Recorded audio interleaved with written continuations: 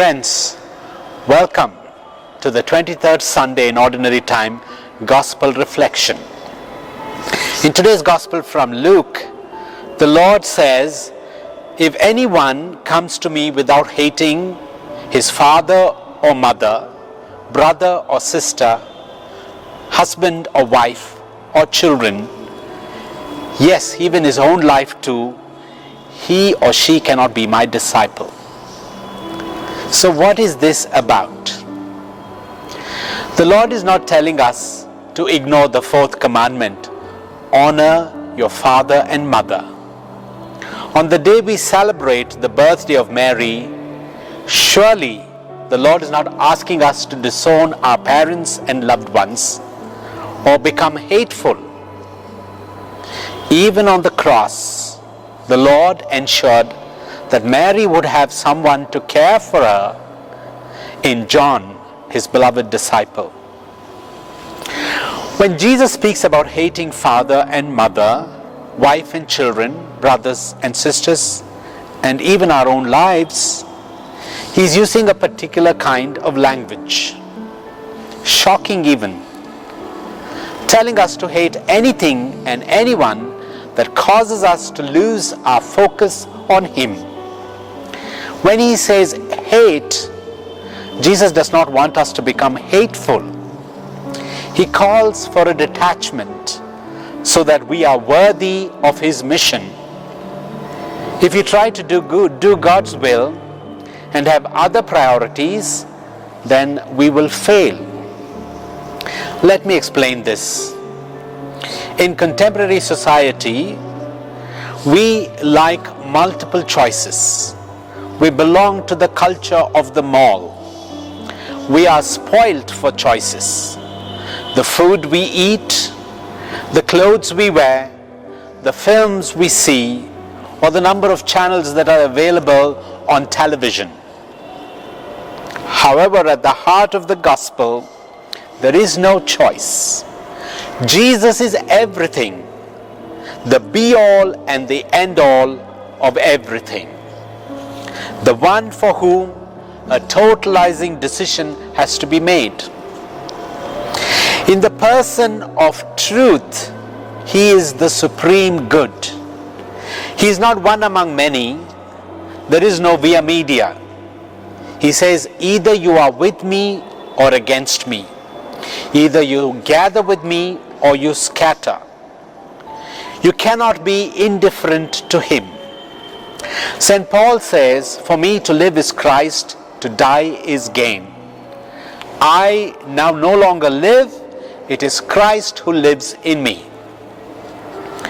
Either you give your whole life to Jesus or not. There are no in-betweens.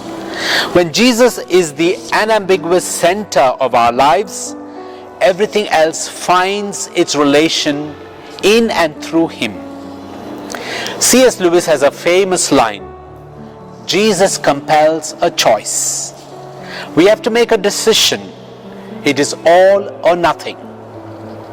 Once we make a choice and determine Jesus is the supreme good of every other thing that we have in this world, then all other claimants must fall. Others come in relation to God. The pursuit of the world can come only in and through God. Our dreams, our projects, our desires. These will become a burden if they stand on their own. While the world seems to offer freedom, it really enslaves us. Let me give you an example. Youngsters these days buy the latest slimline smartphone, and within months they are dissatisfied because there's a new model in the market. Even the most indispensable and lovable, the love of our family, cannot take priority over Jesus. St. Ignatius of Loyola suggests contra agire, which means go in the opposite direction. If you love money, he says, practice poverty, hate money. If you love power, practice humility. If sex is your preoccupation, practice celibacy. St. Augustine gives us the best example of all. In his life, after years of being tied up in an illegitimate relationship, when he finally turns to God, in his book, The Confession, he writes, "Late have I loved you, O beauty, so ancient and so new. Late have I loved you."